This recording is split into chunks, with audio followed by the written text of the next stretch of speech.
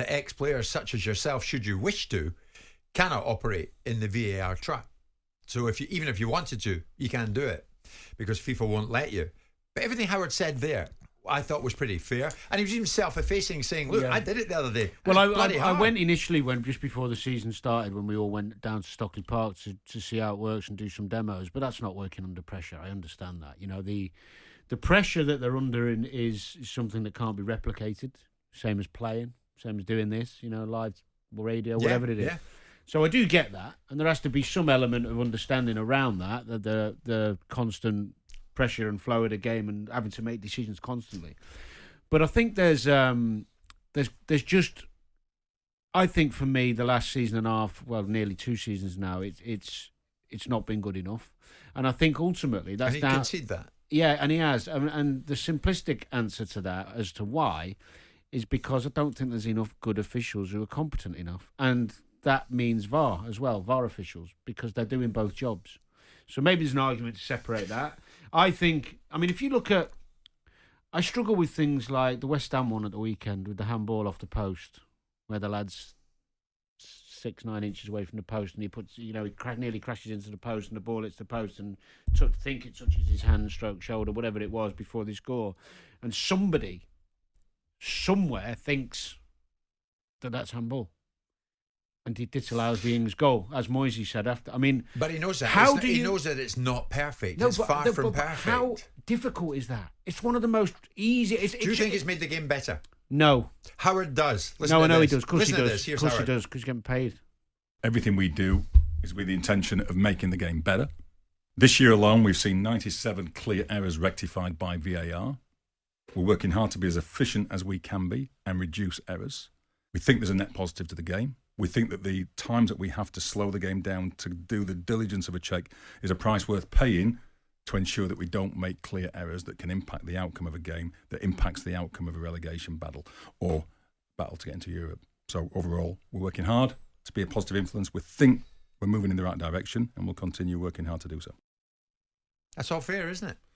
Well, as I said at the top of the show, I think he's a very competent guy who's going to try make the game better. He thinks so, yeah. Well, he's going to say that. He'd be in a world of trouble if he sat there and said, no, it doesn't. No, but goals that shouldn't have stood have indeed been ruled out. There's been loads of, we can analyse the mistakes it's made. Some of the decisions have been horrendous. And goals that should stand have stood because of VAR. Because before VAR, they wouldn't. No, but some goals have been given that shouldn't have been, and vice versa as well, which are wrong decisions from VAR that have affected outcomes. So it's, you can look, some teams are more affected than others. The Danny, fact is, you cited one example, the West Ham. Remember the moment, the West Ham, one moment. Well, the weekend just gone. 97 incorrect decisions. You're going down the numbers route again. Have been overturned. It's important. It's vitally important. Have been overturned because of VAR. But all the numbers that are coming out there are the numbers they want you to hear of positive things. The negative ones. So, for example, what happens to that West Ham decision? That's not going to go down as a mistake. Because it's not a clear and obvious statement. So they said, let me finish. He addressed That's those not going to go on their numbers. Because it doesn't suit their narrative. What is it you're trying to achieve? It doesn't matter about the numbers, Simon. I'm not trying to achieve anything. But by the outlook, I'm having my opinion because I've been asked a question. And that's fine. But what is it you're trying to achieve in your objection? Your initial objections, as I understood it, to VAR, were about the lack of spontaneity and the arresting of the visceral reaction to goals. Plus, go on. Now you're moving on to say that VAR gets it wrong at times. Yeah, we know that. But VAR will always get a percentage of its things wrong because it's got human error. So now your issue now is it specifically about the spontaneity, or is it now because VAR doesn't have 100% success? You're never going to have perfection, Danny. So again, I ask you, what's your issue? My issue has been consistently the same. If statistically, if it produces one better outcome as a result of it being, if it's got 99 outcomes that have been altered by it and 98 that should have been affected. I've answered this question. If you think the numbers being better is the most important thing in football, then fine. You can sit there and you can have... If it hadn't been for VAR, you'd have 97 incorrect decisions. Based on their numbers. Based on their numbers and giving you the positive numbers. They didn't stand. They don't sit there and put down all the mistakes that I... So, for example, as I've just given you, and there's many, many more... But if they did... If they did, you'd still have a positive, yes. Right, so then we move on to the next stage of the are the positive numbers of, say, half of that realistically... Worth what? Worth... What? The pauses, The loss of spontaneity. The lack of celebration for players and supporters around the world, and especially our league, which we're watching. Is it worth it?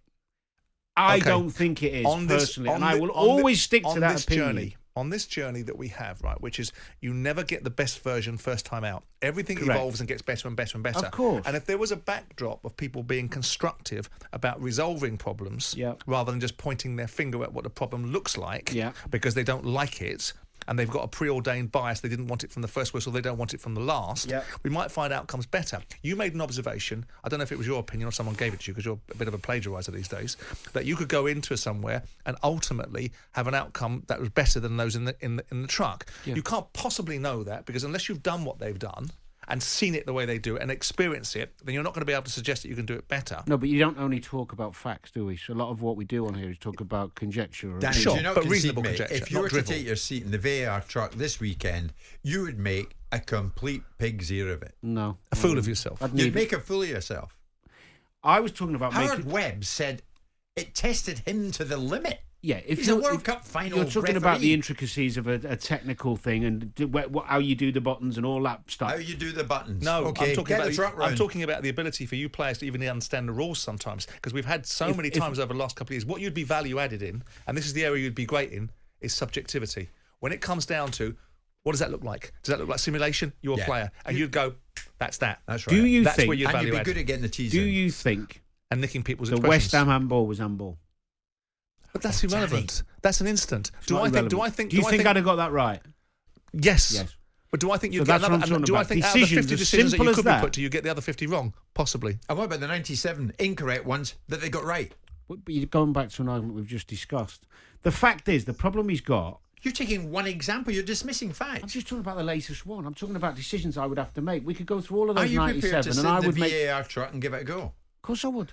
Great, Howard. If you're listening, he's But not it good, doesn't but he's matter cheap and what. It punctual. doesn't matter what he does. It's like Pep Guardiola going to manage Everton.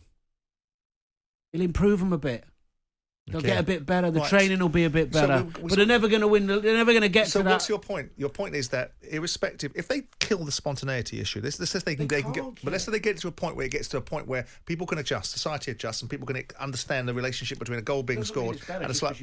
No, but what it does do is it takes away every other sport. You want to live in a world, because of football's history, that every other sport can use technology to advance a purer and more honest outcome. You can use technology in football, no problem. So what's your point then? Don't use it to make that moment, those euphoric moments, but the take that away from the game I love. And anyone who enjoys football and has been to football. And the only thing that really matters in a football match when it comes down to it is goals. Yeah. So you're now suggesting that the one thing they exclude is the one thing that determines the outcome of a game. Don't bang your head again. It needs to be there. We've got technology on the goal line. Yeah, but that's black and white. Sure, okay, that helps Jeff Hurst or not in the 1966 Cup final. We're now ruling out goals for for somebody's sleeve or armpit. You know how sad it's got?